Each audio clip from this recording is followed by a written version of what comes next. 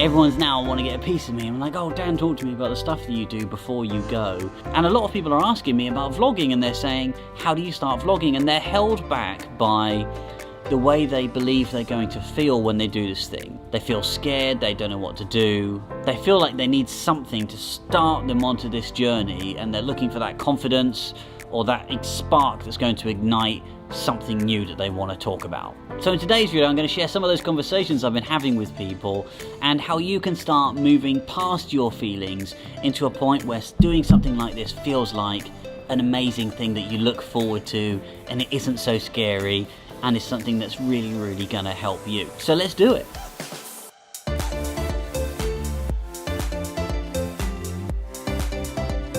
Now, who here has had that thing on Facebook where someone posts a link to a lovely picture of their family and you leave a comment, and now you're getting notifications from every single other person that also agrees, and really you were just being nice?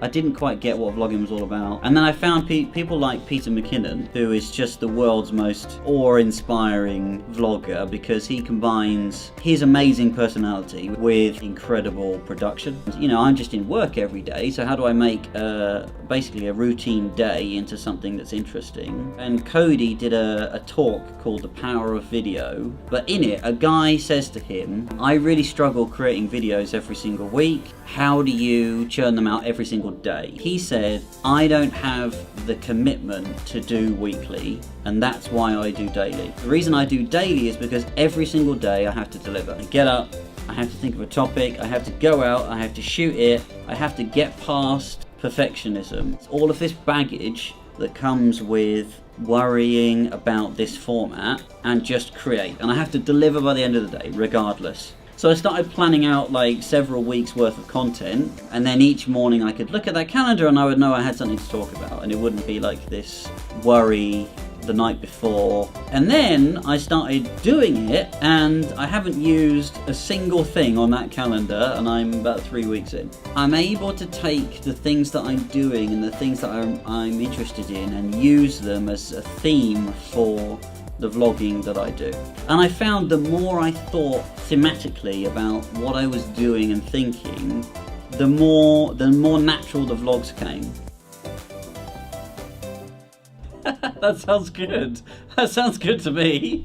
You want to remember two things. The first thing is, all of your first videos are going to be shit, so just don't worry about it. And secondly, there's no obligation to share any of that. The best thing you can do is get a camera and just, whether you intend to use it or not, have it on you at all times. I'll take cuts out of this video. What I'm saying now to you will appear in my vlog tomorrow. The best way to think of how to make a good vlog is to think about documenting, not about creating. And then what you do is you take everything that you've documented and then you just chop out all the pieces that don't work to the theme or the story that you want to tell at the time. But if you focus more on the documentation than the creation, you will find that the themes that are your life start to come out as a story when you get to the editing room. And then all I need to do to complete that story is a few pieces, short pieces to camera and some B-roll to actually kind of top and tail this thing. My vlogs are a combination of a subject that I want to talk about with me dotted around a few different locations, get a camera, have that camera there, turn around, hit record and say whatever it was on your mind as immediately as possible. If there is any delay between when it occurs to you and you getting it on camera, you won't do it. And that's why most people don't create. It's because they have the thought, they think, oh, that would be nice, and then they're like, oh, how do I present that in a really compelling way? How do I turn it into a story? All of this other stuff. It really does start becoming a really, really interesting feedback mechanism that you keep for yourself. It helps me look back on myself, on my life, the way I talk, the way I interact, what's important to me. When you start kind of doing it and you turn it into a habit and a rhythm, you will start to feel like the camera is far more a friend to you. Once you start talking about the way you're feeling, you'll realize that it's really, really engaging. Oh wow, I can relate to that. It's super relatable, it's super authentic.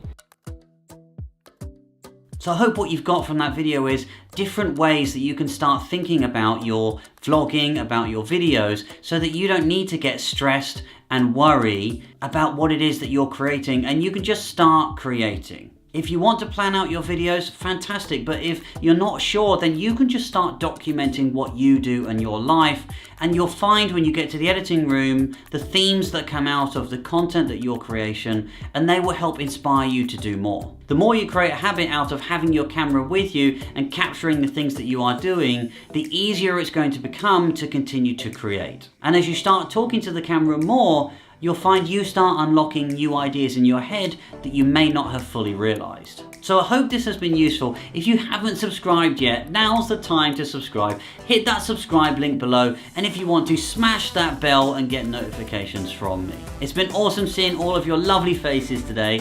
See you all again for the next vlog. Oh, and PS, different background. You're gonna find out what that's all about tomorrow.